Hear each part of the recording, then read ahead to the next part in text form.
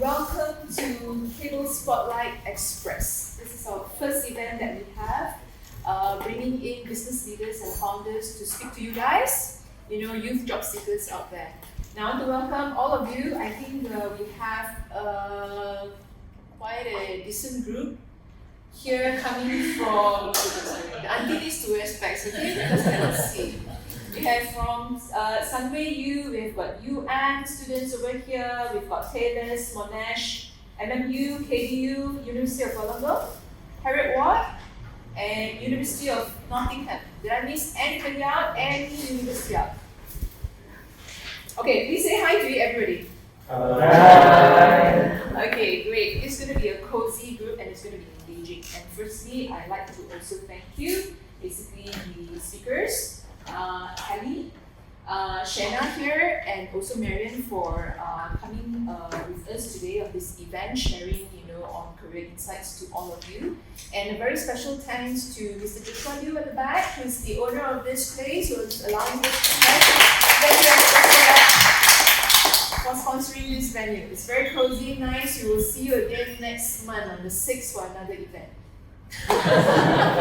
Okay, we kind of have planned this for there's a track, right? So today we're talking about emerging leaders in tech for those who are interested to venture into tech, whether you're entering from the backside, sideways, front side, or whatever it is. Today we have a very nice, balanced group of leaders out here that entered the space through all this backside, front side, and whatnot, and we will hear from them how they've actually either charted or not charted their career and happen to be here.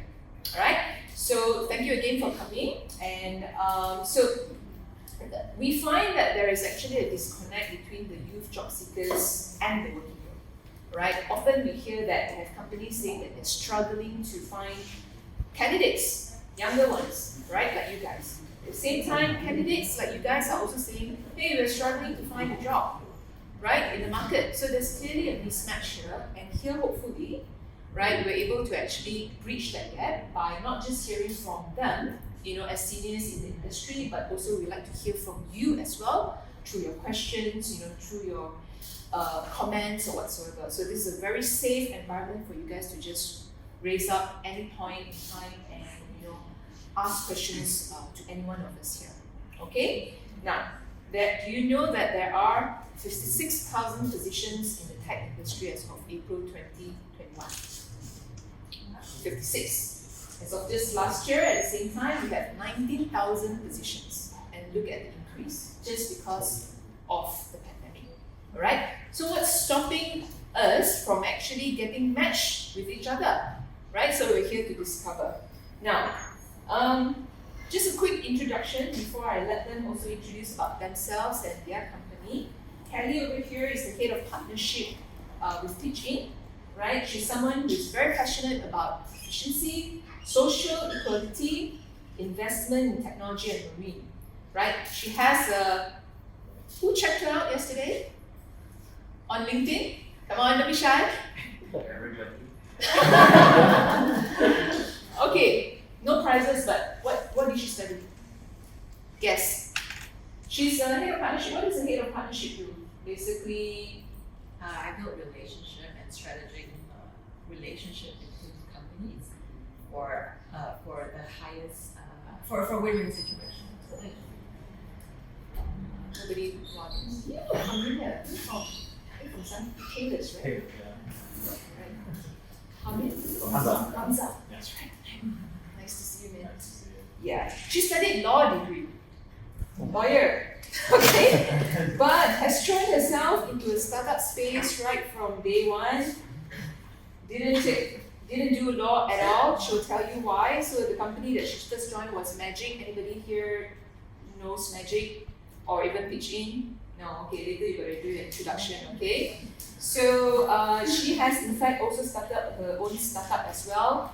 Went to Germany to work for a bit, came back to Penang in the midst of pandemic. So we'll hear from her later. And then we have Shayna. Shayna is the co-founder at Food Market Hub. Anybody knows Food Market Hub?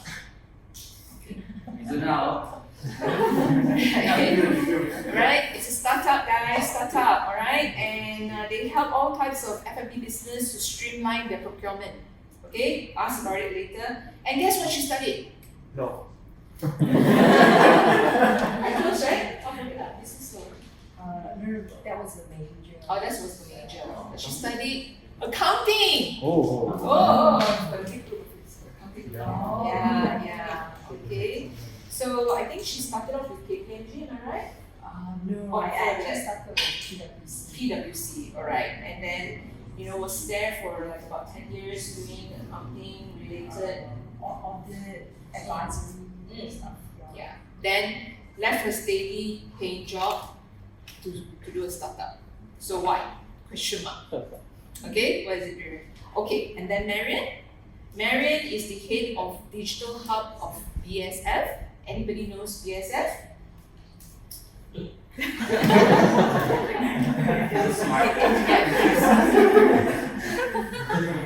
BSF is actually the world's largest chemical producer. I mean, you may not have heard of them, but whatever that you are actually eating or whatsoever you're touching right now, basically chemicals just come from this company, right? So she studied business admin, IT, and a couple more, where she will share with you later, where she worked as an analyst and in project management from day one in BSF till today. Started in 2005 till today, right? That's a very, very long time.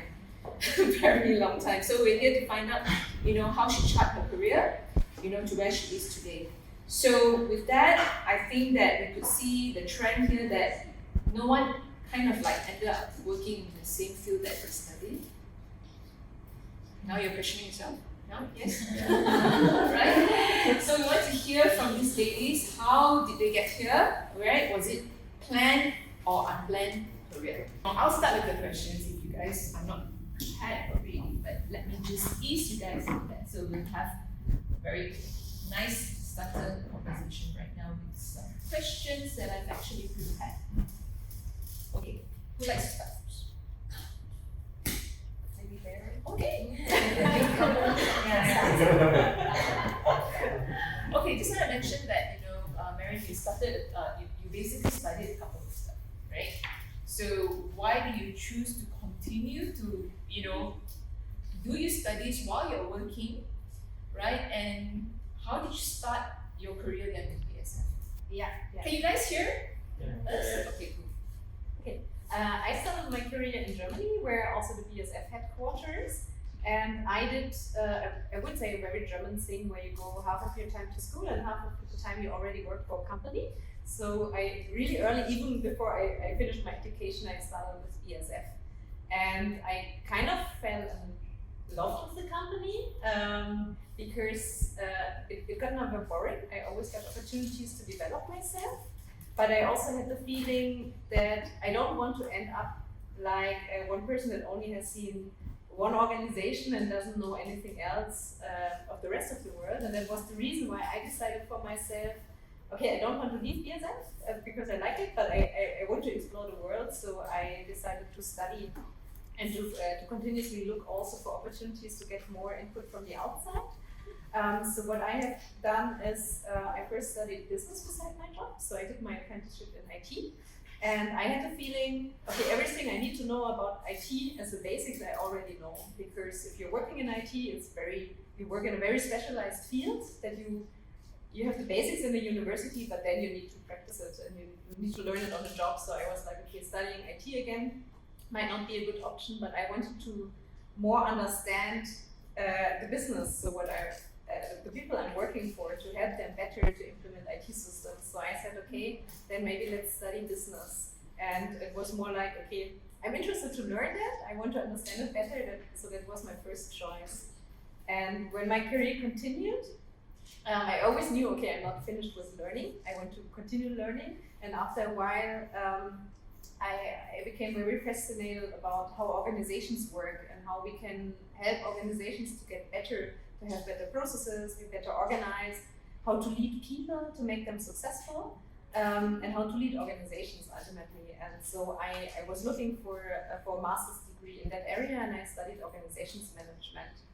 And at the moment, I'm working in a job where I can use all of it because I'm leading the digital hub in Kuala Lumpur. which is, so my team is part of global projects and delivering IT and digital solutions worldwide, I would say. So I need to understand what they're doing, at least on a high level. That's my basics. For sure, I also need to understand business because I have to manage a team. I'm responsible for cost. I also need to understand what BASF is doing. But my major task is also to let the organization grow. That means what I learned in my masters, I can apply very well there. So how do we set up the organization, the leadership structures, the processes to give the people the opportunity to perform at their best, because the structures are also very important for that. So thank you. So basically, you got yourself to learn at every stop or milestones just to make yourself more relevant to the business of the company, right? So that's kind of like your career path and how you actually plan it. But maybe to say I was more driven by what I am interested in, and I was always lucky that my interest and how I can deliver value always matched very well. And I think that would also be one advice that I can give. Go where your passion is and where you're good at and where you have fun, and try to learn more about these topics, because then you will all of a sudden become unique because no one else is so passionate and so knowledgeable about that topic. Okay, thank you, Marion. How about Kelly? You studied law and then after that you just ditched it and just went into something else. Parenting, right? Did you get scolding from your parents? Yeah, so actually, typical Asian family, I didn't want to do law, but my parents really persisted on me doing law, so I did law. In fact, when I got my job in Magic, where I was consulting startups, I had to lie to my parents and say I was in a law firm. Right? So for the first 6 months, my parents thought I was working in a law firm, but in fact, I was working for the government, trying to build the startup ecosystem for Malaysia. So when they found out, they were not very happy, especially my mom. She was really pissed because she wanted a lawyer doctor. Unfortunately, I did not, and I couldn't explain to her exactly what I was doing, right? What I did then was, create programs to help startups to build, to grow, and to raise funds. And I didn't know how to explain it to her, because to her, there's only 3 jobs that's worth doing: doctor, lawyer, and engineer. So I really struggle even to this day. I don't think she knows what I do. And she always like, your life is better as a lawyer, blah blah blah. But unfortunately, I have no passion for law. And people always ask, right? Oh, but you studied law. Didn't you need, to go to business school to do what you do? That to me is not true. Because what is most important to me is your problem solving skills, right? How creative you are in solving problems. And honestly, at first I thought learning stops at university, but unfortunately, even to this day, I have to learn, I have to read on materials, and it's just constant learning and studying. And right now, I'm considered in the finance sector. I have to learn a lot of things about what technology people use to raise funds, or how can I make this whole industry better, right? And I also have to go back to learning a lot of finance terms that I didn't understand before. I didn't learn this in school. So for people to think that after uni that's where my learning stops, that's not true, right? And when I was hiring, I also hired a lot of people that didn't have specific background. Like, I think 2017, there was a surge of demand for UI UX. I don't know if you guys are familiar with that. But nobody went to UI UX school because there was no such degree, right? So it was a lot of learning as you go. It's to me, it's about the attitude, and I think I had that attitude with me. And I remember my first boss, Jonathan. He told me that, Kelly, nobody really knows what you're doing. You just gotta learn as you go. You just gotta pick up and adapt and just find solutions, right? Ultimately, it's about you finding solutions and creating value to the company at the same time. And that's what I did. In fact, the first month when I was working for my first job, I told my boss, I was like, I don't know what's going on. I don't know what's going on. He's like, it's okay, you learn as you go. Nobody knows what you're doing, but just constantly remind yourself that you need to provide value and you need to be problem solving. Don't be the one that's causing problems. You just have to solve problems. How much of what you studied actually was applied to what you're doing right now or back then?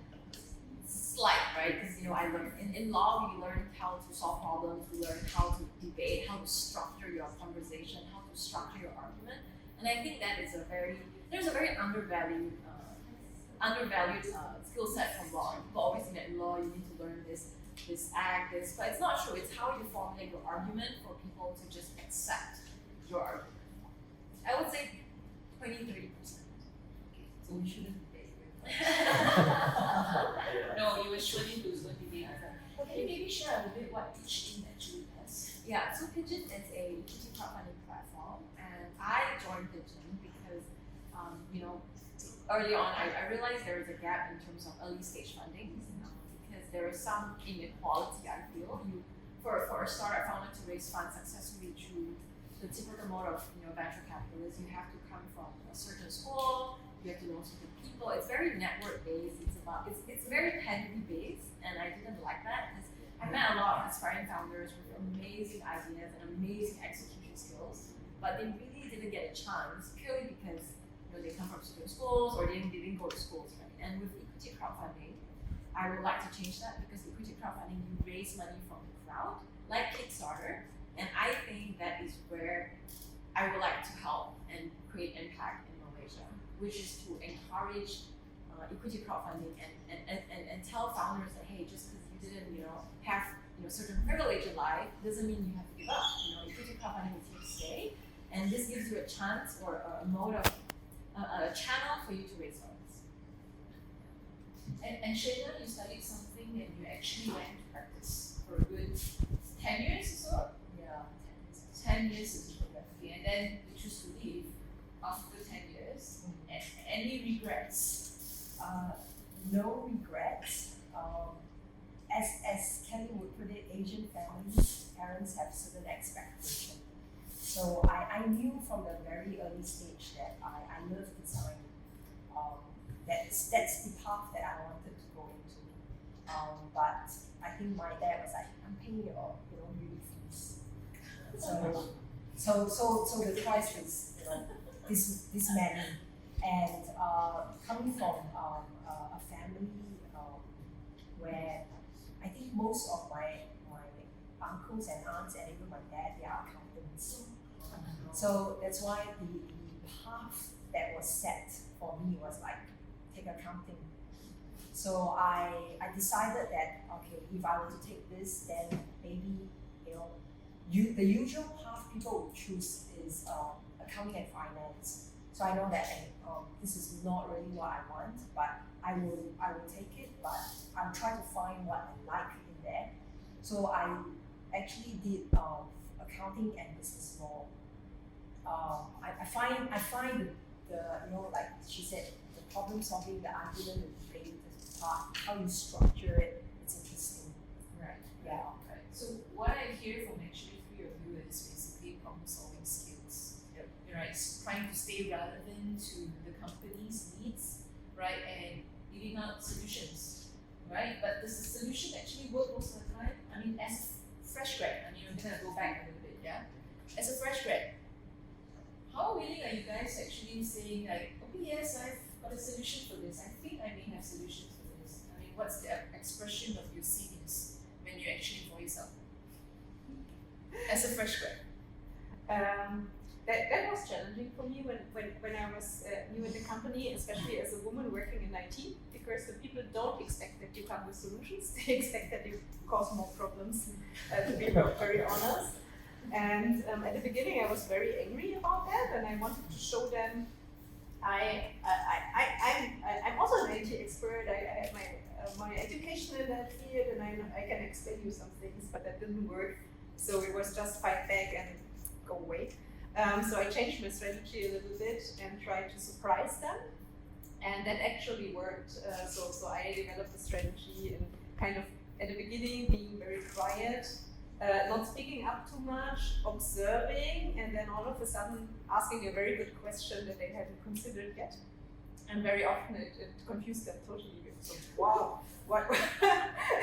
She seems to understand the problem, and she's even asking very good questions that are kind of provoking to get to the solution that I would have proposed, but I realized proposing the solution would not help, so I started more a style of asking them questions and doing indirect proposals, and that helped me to kind of get the reputation and get over the point. I think if you're long enough in an organization, have enough experience, you can also be more direct, but it helped me to survive the time until I got there. Right. So observation of what other people do and what they need and what the problem that you're trying to solve is actually very important. Yeah. Right? Before you actually open your mouth and give a suggestion. Right? But were you afraid actually giving a suggestion? Were you thinking whether is this going to be working or not working? Did you have self-doubt? I didn't have self-doubt. It was more the others that doubted me. Gave me that feedback. Very confident lady. Nice. We like that. We like that. And Callie, I mean, you enter a space where you probably be meeting with a mix of startup founders who maybe they're not experienced, and some of them who has years way ahead, a number of years of experience, and they went into startup. So it's all business people, right? And here you are, a young chiku. A young chiku here is what do I say, young chiku? Young fella, okay? Right? Trying to tell them how to raise money. How did you feel? Well, when I first started my first job, I was really lucky because my CEO was a female, and she's quite a female leader, and there was a lot of female empowerment going on in this company. And this was early 2013 when there was the first wave of feminism within the group, and my company at that point was very focused on empowering women. So I felt very empowered. And I'm also, when I was younger, I was a lot more daring. I could just say whatever I wanted. I was more confident and in some ways a little bit more naive, and I was very bold and confident in the way I say things.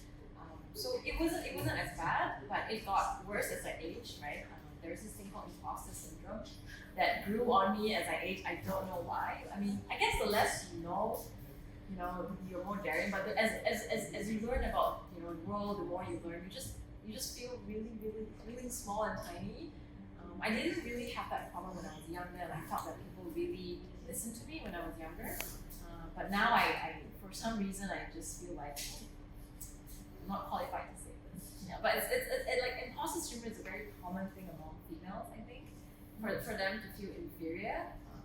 But I'm also working on it. Okay, so since we are all females here, right? Let's talk a little bit about this topic about gender diversity and whatnot. Okay. So Shayna, you have a male co-founder, right? Who's a tech guy, right? Was there like an awkward situation or a funny situation that you have faced that you probably think that your male counterpart probably would have escaped that while running a business? A funny situation. I wouldn't say awkward or not, because we know each other well. It's just more like because we are a tech startup and he is a tech guy, he would assume that he knows all the tech. But from my perspective, I am looking at the things from a business perspective and how it relates with that tech. So he would have missed some of that angle sometimes, and we would debate over those kind of issues.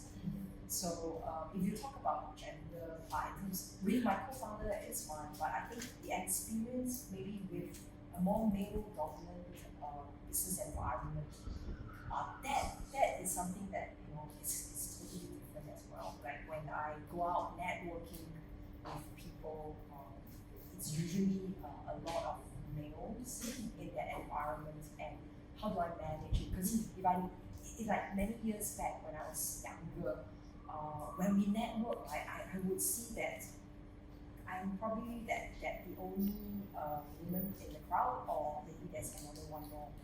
But maybe that's all, and it's all male. And how do you fit in and conduct yourself among them? That was challenging initially. Yeah. Okay, I feel you. Space as well. Right. So if I may ask, I mean, because you are very brave, right? You left your steady paying job to a self-paying job and whatnot. So you've kind of like experienced both corporate world and the startup world as well. So our friends here would actually like to hear, is there a difference in terms of culture? If they were to join a startup, what are they going to expect as compared to a large MNC, for example? Okay, so I think for let's say maybe from the fresh grad perspective, right? When you chart your path, your career path, you could think of, what's the next 5 years, where do I see myself? Do I want to, go into the startup first or an MNC? There's no right or wrong answer. It's just that if you go through the startup route, what you are expecting is that there will be this chaotic environment there. Because we are new, we are exploring ideas, we do a lot of pilot testing. And when you guys join, you are given a lot of opportunities to participate. You are given like the empowerment to share ideas, to take initiative, to suggest your ideas, your solutions. Whereas maybe in certain MNCs, right? I don't know BSF here. We'll come to you. But I guess when I hire, I see the difference because for us, we are also looking at hiring people from the MNCs where they are more structured to come in and help us as well. But I see sometimes they struggle when they come in and join us because they were so well trained in MNC that this is my job, that's what I'm doing. And when you shift to an environment where you are expected to explore and learn, sometimes on your own, they sort of froze and didn't know what to do. They were expecting instructions like, please do this ABC, rather than we give an instructions, you explore, and then if you have problems, come back to us, we discuss, and you give solutions. So it doesn't matter that you are a fresh grad, because what we want is your ideas, those fresh ideas that probably we haven't thought about it. Your generation and our generation could have different perspective, and it would be useful because the target audience, our customers, also comes from different generation. So like she said, the UI UX part, like the older generation might want the way how they click things versus the younger generations. No, it's easy, just put the plus button there and then they know how to add. So these are things that is different, and we need that kind of feedback so that we can build our product better to cater for the mass, whether it's the older generation or the younger generation. So don't feel like you because you don't have experience or you like you think out of the box and suggest ideas. Like yours is there's no stupid question, just frame your question in a better way. So when you present, you don't feel like, oh, I'm asking stupid questions. So because a lot of people are afraid of that and they end up not asking questions. But that stupid question, right, could end up something that is a brilliant solution for us, because we were focusing too technical stuff that we sort of missed out those problems that were just so easy. Can I add on that? So when I was running my logistics product, we love interns and fresh grads because they have no experience, right? They come in blank, they come in empty, and they just find ways to disrupt the way we do things. And sometimes, because we're in the industry for so long, there are certain things we can't see. We think it's norm, it's right, but it's not, right? That's why interns, fresh grad, when they don't have, let's say, don't have logistic experience, we love that. We ask like, hey, what do you want? How would you have done it? What is some way that you would do? And that is to us is valuable, right? Because in the startup world, there's a saying, we like founders not from certain background to create a solution for a certain background, because it will disrupt the ecosystem. It will disrupt the whole system because they've never done it before. They have described, this a little bit, because we want the ministry of this startup space.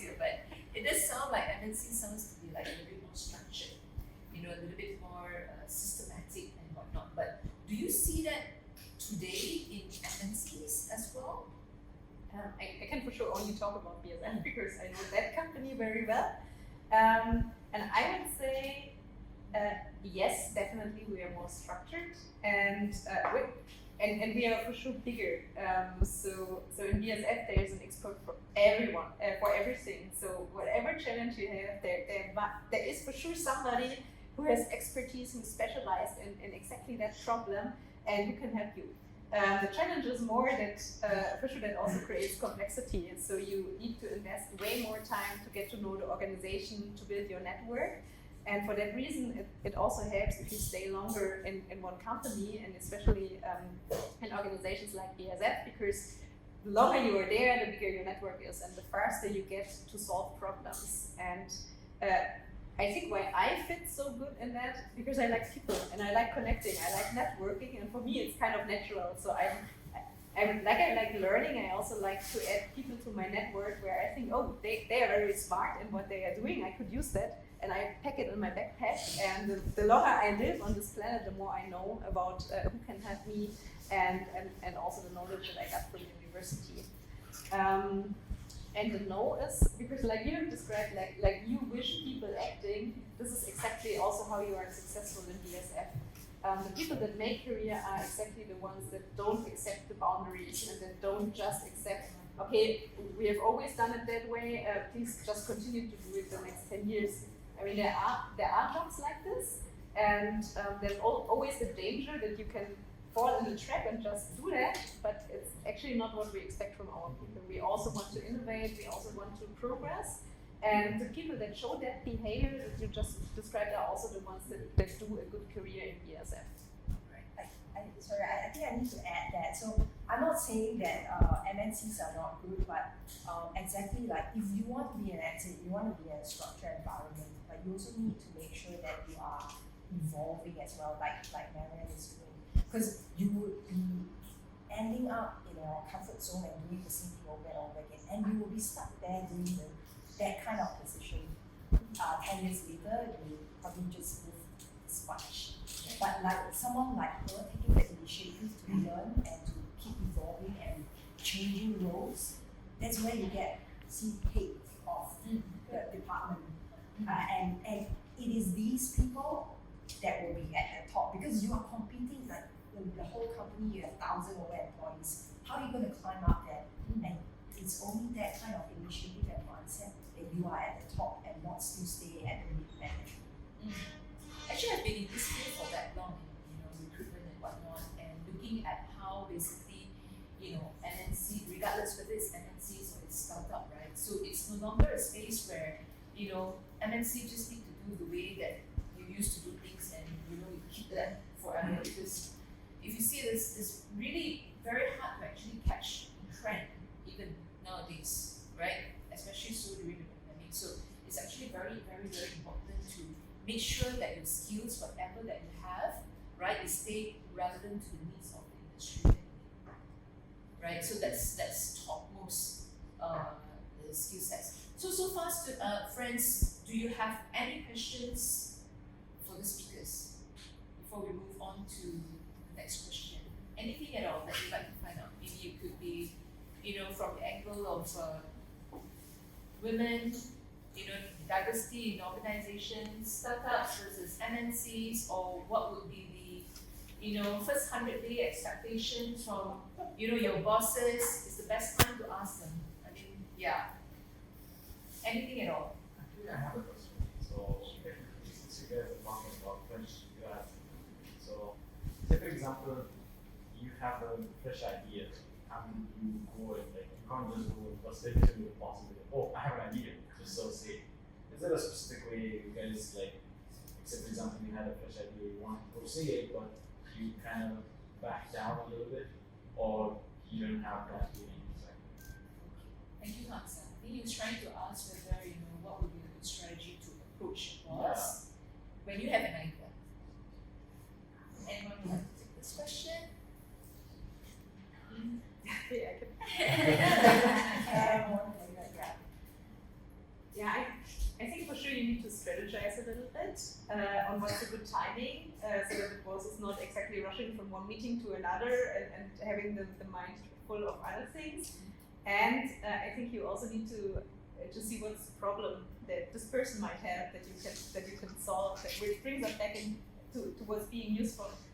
Because I guess if you have a good idea, you observed something and said, hey, I see you do this process that way, and I think it's a way, or you could do it better because of that, and that to also give a little bit of context and try to really solve the problem that you have seen and explain it very well to the boss. So you should say it in a meeting or in a private. It depends a bit of the context. So if the meeting is talking about the process for sure, and you have an idea how to improve the process, that would perfectly fit in there. If it's something completely out of context, I would rather say maybe do it if you have one-to-one meetings, use that, or if you go out for lunch, or if you meet that person somewhere, more do it informally to also maybe have a bit more time to explain about the idea. Okay. I think to me it's always good to get to know the person first, right? And the style and what kind of things that they possibly would receive, how they receive it better. I think understanding that is very important before we actually put this out. You'd like to add something? So at Full Market Hub, we have this onboarding session for newcomers, and we would, like, either Anthony, my co-founder, or myself, we would sit in and tell the newcomers, look, we are very open to ideas, and at any point in time, if you think you have ideas, you can just approach us directly. And if you are afraid, because at certain organizations, they may be afraid that if they bypass their manager and come directly to the senior management, it is like a disrespect. So we want to eliminate that kind of doubt there. So we even tell our managers that they are all are welcome to approach us directly, because we don't want it to be buried underneath by red tapes, bureaucracy, and all that. We want to make sure that ideas are actually given, and they have that opportunity to voice out. So whether in the meetings, usually in Asian culture, everyone is quiet in the meeting, and that is something that is not good, because if you hide you do it privately, first, in terms of company wise, right, you have a few other departments that may also have the same issue, or it's interrelated. You don't get to share it and ignite a good discussion, and you also stop yourself from shining. You get what I mean? Yeah. I would like to add on to that. From a lot of interns, freshmen, or young execs, I notice when they want to share an idea, they tend to sound like they're criticizing the original way of doing things, right? So I want to highlight, you don't have to go that route, right? There are a lot of ways that you can. I know it's not intentional, right? I know sometimes it's come with good heart. You don't want to say, you just, I want to do this better, right? But don't try not to say it that way. I know you guys have nothing personal, but it's the way you structure it, is the way how you want to share this idea, right? So just be mindful not to say, this is bad, I know how to do this, but don't say that, right? There are a lot of ways you can approach this, and always remember, you don't want the original idea of the person to feel attacked, right? You have to go around some way and cushion it and be like, this idea, I think this could work, And I think that's very important, because sometimes, I know a lot of, I don't mind, but some other managers you don't know, right? You don't want it to sound like it's an attack towards their initial plan. It's a good one. Yeah. And I can also add another aspect. Don't be disappointed if the idea is not implemented immediately, because sometimes it triggers something and it needs some time. Maybe it's not the right timing. So it could be that the same idea half a year later, somebody else just has the same idea, and all of a sudden it fits. So don't be disappointed. It's nothing personal against you. And sometimes even your idea stays in the back of the mind, and half a year later, it's the right timing to implement them, and don't take it personally. As Marion said, plant the seed. Yeah. Plant the seed and water it every day. Yeah. Okay, thank you, Hamza, for the question. Anyone else? Yeah, Like maybe, to I have one question. So most of us today is like from final year student or third year students. Right? So the question maybe is like if you guys can go back to your university life, like maybe 10 years or 5 years back, what would you do at that time? Like what you prepared to embark in the either corporate or startup? More than 5 years. Okay, I think you know what, where I was talking to my partner, and one of the things that I'm very impressed is that I asked him why did you take IT or you know this course.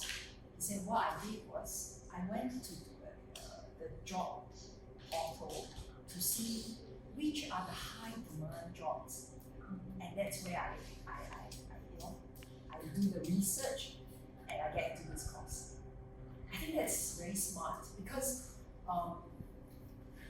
I interview a lot of fresh grads, and a lot of times when they say that I ask them why do you choose this course? You know, where do you see yourself in 2 years time? He says I don't know because you know my friends were taking it and I didn't know what I want to do yet, so I just take this course because it's a popular one. Or some would say, my parents says, you know, go with your passion. So I just take something, and then I realized that when I come out, there is, you know, very small demand in that position or role, and so I end up in you know a separate role, but I'm still exploring. But you have wasted that time then if you are to give me that kind of answer. I said you have wasted your uni years, your youth to plan out and chart your career path. Because while you are, you know, even before you get into uni, you should be already researching. Because that is your responsibility as a student, to research what you want to do, what you plan to do, what are the job opportunities here. If you want to follow your passion, yes, I said follow your passion, but do your research. And then maybe if you think that is this particular job that there is very low demand in Malaysia, so are you willing to take a job outside of Malaysia then? Don't tell me that no, I want to stay here in Penang. I don't want to get out of Penang, but I can't find this kind of job. But I want to take this subject because it's my passion. Yeah. Then I think you have not planned well, and if you come out and when you are searching for jobs and you are taking a role in a company and you're saying that, you know, I'm still exploring, then, you know, those people who have planned well, they will move very fast ahead of you. I would like to add on to that, right? If you can, you know, financially or whatnot, don't jump into university right away. And I think that was the mistake I made. My parents were rushing. Oh, you're gonna rush, you're gonna come out and work, but then I'm gonna work for the next 35 years of my life. What's 1 year gonna make a difference, right? So if I could go back time, I would actually take a gap year, you know, do more internship, go explore. Do I want to be in the finance sector? Do I want to be in this or that, right? Because in like honestly at 17 or 18 having to pick my career path, I honestly didn't know what I wanted to do, and I'm sure that's how all of us feel, right? How am I supposed to decide the next 20 years of my life? And the best way, I think, you know, if I could go to turn back time, is I would have done a lot more internship, right? And if there is something that you're not comfortable with and you have fear, I would say face it, right? If I want to explore banking, I'm not sure, I would knock on every bank and say, hey, take me as an intern, even a month, right? I will work for free just to experience what is it like. Because what we learn in school is just theories, right? And you want to do something that you would do. I mean, let's be honest, we don't always love our jobs. There are good days, there are bad days, there are days you're just like, oh, I don't want to work. But there are days you're like, yeah, this week is a good week, right? And we need to normalize that, right? You're not supposed to love your job all the time, but you don't know what you don't know. So the best thing to me is really go do internship, go and learn, even if it's free, even if you don't get paid, and if you can afford it, of course.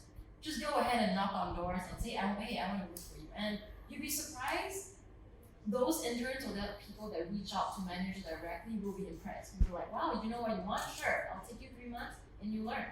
And then from there you can decide, hey, is this something that I want to do or not, right? Because right now it's all theory in your brain, you know?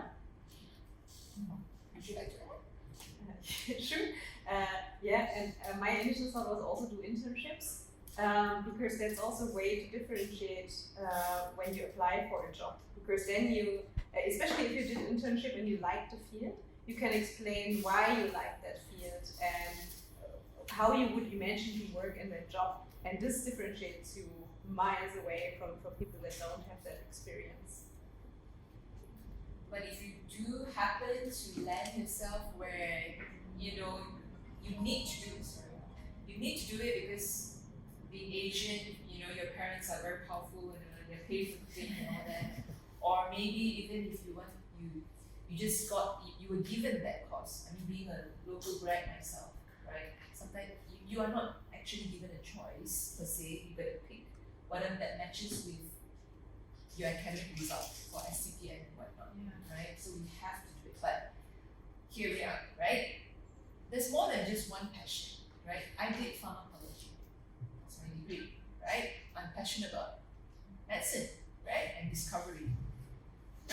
I'm obviously not in medicine, but I did discover, however, that I enjoy helping people find satisfaction in job. Actually, by chance, not even a plan. I mean, nobody actually, you know, planned to become a recruiter in the first place. But I find joy after that. So build a passion around it. You know, bite the bullet. Just go grind. Don't care. Just find where, you know, it makes you happy. And here I am, you know, lending here what I am actually doing for you guys is to make, you know, this platform where you guys can actually find your passion, find your, you know, your company, find the leader, you know, that you want to work for. Yeah, so passion is not just one, it could be a few. So look harder, right? And it doesn't matter if you land your first job and it happens to be not what you like to do, just look, continue looking, right? Bite the bullet. And networking is very important. Yes. You need to have a lot of friends or a network, even if you don't like, even if you hate it, right? That's right. You don't know what's out there. You can only know a lot of things through friends. Right? What's out there, what's new. You don't know what you don't know. So network, and network. Heather, you mentioned something about you were lucky to find a good lady, happen to be Yeah. boss, Yeah. right? How important is it to have a good boss in your career? I think that's extremely important. I honestly feel like because of like all the bosses I met are incredible, right? And they empower me, they trust me. Even when I was like, hey, I'm gonna go for this other job because it's better offer. He says, hey, you know what? All the best. I know I can't retain you. I know I can't afford you. But you know what? Let's keep in touch. I will continue to be your mentor.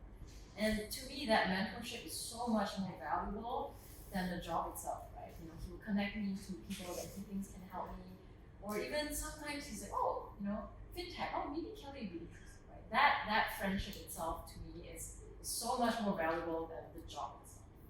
Can you tell from the first time that you interview with the boss, can you tell that the person will be a good leader for you? Yes. You can tell that that person is genuinely interested in what you're doing, your well-being. I've never met a micromanaging boss, right? Even if I don't come up to work, they'll be fine. They know I'll be fine. They know of course, I don't take it for granted. I deliver, right? I perform, I make sure everything's on track.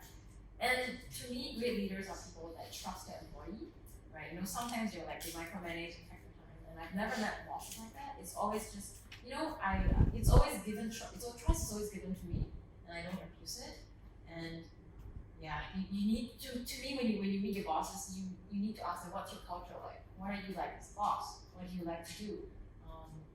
Yeah, you gotta be more proactive in asking them how they're like before you decide on working with them. And I think the first 3 or 4 years of your career, you rather follow the person than the company or the role itself. I'm going to take Shayna for a bit because she's the boss. So we're gonna put you on fire later. So we're going to go to Marion. Marion, you survived with BSF for so long. I'm quite sure you've reported to a few bosses. How many bosses did you report to? I I think more than 10. More than 10. Especially sometimes we have more than one boss because we're a global organization and for certain topics we have somebody that's leading the topic globally, and for sure you always have a local contact person. So yeah, more than 10. So more than 10 bosses, I'm quite sure that you will hit one bad boss. Even yes, as well. That's right. How do you manage that bad boss? That situation? Yeah, I think I was very lucky. It was not my first boss because I think that the first boss is the most important because he shows you the way into the working life and how things run. And if you have a good boss, it will give you so much. But I was lucky. I had a very good first boss, and then my second boss was kind of okay, but we disagreed in many things. And what I have learned from him, because you always can also learn from a boss you disagree with, maybe more than from the other bosses, is to for the things that are important, to have my own standing and to argue with him. And I didn't feel very comfortable because it was still quite early in the career, but there was one topic that was so important for me, and I was like arguing with him and telling him, no, I disagree, and I would do it anyways. And I felt very bad after that for half a year, until we had our yearly performance review, and he told me how impressed he was that I had a standing, and that he was initially not convinced, but then I did it, and now he sees the result, and he's very impressed and said, wow, you will become a great leader. And I was like, okay, good. That was unexpected. And I think that is also something that you have to learn in the career. You don't always have to like your boss. You can also disagree with that person, and it even helps you to disagree because also the boss doesn't expect that you always are of the same opinion. Right. So having a supportive boss, whether it's the one that you will debate with or will support you along the way, at the end of the day, there will be something to learn out of it, right? Shayna, you have operations in 3 countries, right? Malaysia, Indonesia, and Iran. Malaysia, Indonesia, the 2 key companies, but we have employees in Iran, Singapore, Thailand as well. So total workforce is about 100 plus. 100 plus. How do you lead such a big team? And I'm sure everybody wants to have more. I think hiring the right people, the right managers to help you. I think that's very important even initially when we started hiring. So we would class,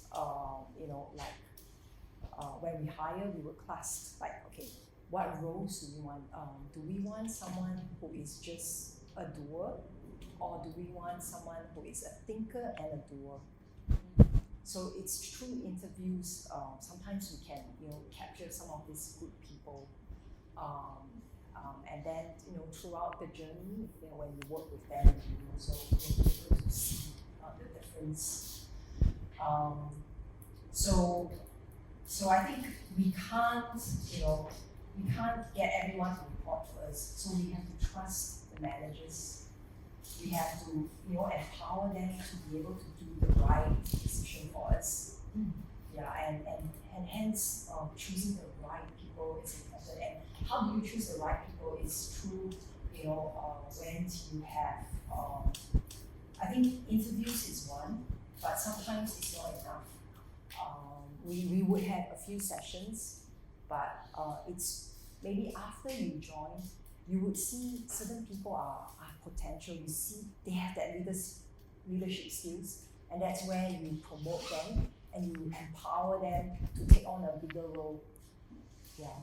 And talking about mentors and the right boss, right? I think in the first few years of your career, yes, your mentor is very important because it subconsciously it shapes you. Because when you are out, you are fresh. You are like a piece of whiteboard, and the things that you do are sort of like shaped by who you follow and learn from at the early stage. And so, if you found a good boss, don't because you have 300-400 extra in another company and you just jump. Short term, not worth it. You need to see the long-term goal. And if you are in a big organization and you have, a few managers work with you. So what happens then when I was in KPMG, I reported under one boss, and I realized that I am helping him to manage a lot of things. I don't learn much from him. And I noticed that there's another manager that is, a top performer, and she is like going to be promoted. And I realized that, hey, this is someone that I need to learn from. So what I did is I approached her and said that, hey, I know you have this new project. Could I, get involved? Can you shortlist me into this project? So I pick my mentor then. Yeah. So you need to be proactive. I think the struggles of a lot of actually the Malaysians in general. I mean, we're brought up in a very Asian culture, like where being proactive is seen to be a little bit aggressive in this sense, and they're maybe a little bit worried about approaching it the wrong way or being perceived the wrong way, right? But how would you perceive? I mean, somebody will come to you and say like, hey, I'm looking for a job, how would you take it? How would you guys take it? Proactive is good, because then I think that this guy knows what he wants. This is the potential leader in the company. But of course, I think we sort of undervalue the soft skills in meeting and all that. Communication is really a key. How to communicate your message, how to project yourself out with people around you. That is really, really important. As much as we want to say that, packaging, the first impression, is not so solid, versus the real ability behind. But still, who doesn't like, a nice package of chocolate box then when you buy gifts and all that, right? That to me is about the way you carry yourself, the way you project. It's not about wanting people to see what you are, but it's about you respecting yourself and project it out to people what you want people to see about yourself. I don't know whether you get that, but yeah. I was actually going to ask you to actually hire for fresh grads, right? What kind of qualities? So you mentioned soft skills, but besides soft skills, what else do you look out for? Maybe from CV, do you look at the CV when you actually qualify somebody? And then what's next? What are the other things that you actually look out for? CV I would glance through, usually not so much of the details, but how they present their CV. Some people can do it in a very creative way. It's eye-catching. Why? Because I feel that person put effort in, giving out that document, rather than just a Word document for me, and then it's like all the words. But you see some people really design their CV to catch attention. It is what it is, in the real world as well. You scroll on Lazada, what would you look at? The ones that catches your attention first, right? And that is how we should, for ourselves as well. Everyone is selling themselves. You need to learn how to do that. I want to add on the being proactive part. So here's an example. So there's two candidates, one that says, hi, I'm looking for a job, here's my CV, done. That's also being proactive, right? And then there's another one that says, hey Kelly, I see that you're looking for a job, and this is the role that's open. By the way, I have this skill set, and I think I'll be a great fit for the company. Would you be available for a call or a chat to see if our synergy match? So both of them are being proactive, right? But one put no effort into telling me why I need to pick her or him. Another one did his research and says, hey, I'm a great fit, right? One is a problem solver that's more like, oh, here, I'm here to solve your problem. Here is, hey, I'm demanding a job, this is my CV, So to be proactive itself, it's also depending on, like she said, communication is key. How you communicate yourself and how you package yourself.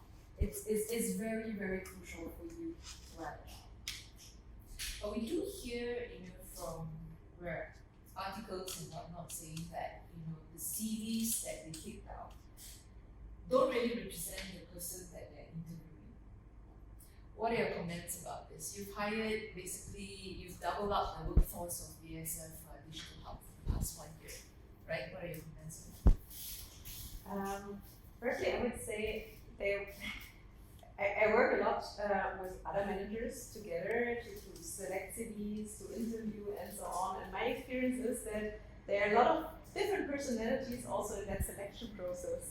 And there are some people that are very, very, I would say, technical and fact-based. So they're really looking, okay, what subjects in university did that person have? What kind of technical skills did they list? Can I confirm that in a project history? So they're really doing a kind of bachelor thesis in analyzing the CVs. I'm a bit the opposite. I'm also more looking for the general impression, and also can someone explain within the CV format what's their passion, and does that match to the position that I have. But I think if you're applying and writing a CV, you need to have in mind that there are both type of personalities, and you also need to kind of try to cater both to not forget about the more analytical and the more inspirational kind of people, because it could happen that both sides need to decide for the CV. And what was your original question? Just wanted to add that to the CV. The matching, what you actually receive on the CV and when you interview the person, how accurate it is represented by the CV itself. Because you mentioned, creative, being beautiful, eye-catching and all that. I think a lot of actually the youth job seekers probably know what Kabel is. Very easy method for them to just everything will look beautiful then. But we do have, in the market, people are saying that it's not very accurate. When I see them, they're not as colorful or as creative as they say that they are, right? So, was there a lot of, your experience, a lot of cases like this? The good thing is that we have a recruiting team, and they are very good in asking 2-3 questions to really verify this information. And usually we have, let's say, 2-3 key requirements where we let them check. And what we get then, I would say, is quite accurate.